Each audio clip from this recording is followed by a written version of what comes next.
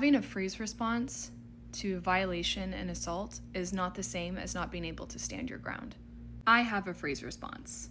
I am someone who, when something happens to me specifically, not to anybody else, but to me, my body freezes. I can't speak, I can't move, I shell up, and I disassociate.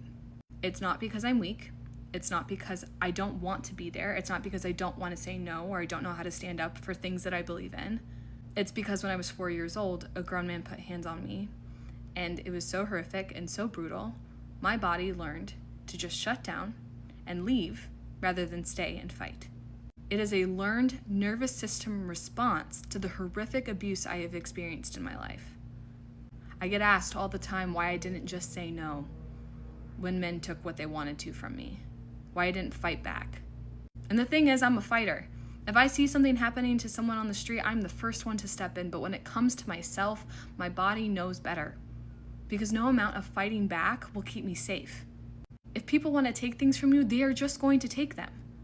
And turning around and saying that I shouldn't go out and clothes that I feel confident in, assuming that there was some type of personal responsibility I had in my own assault, is victim blaming. It also doesn't stop the issue, which is men feeling entitled to taking whatever they want from the women around them without consequences because we live in a society that does not punish them for the harm that they cause. It is not women's fault for going out, wearing clothes, having a good time with their friends, and it is not their fault if they freeze in response to being assaulted.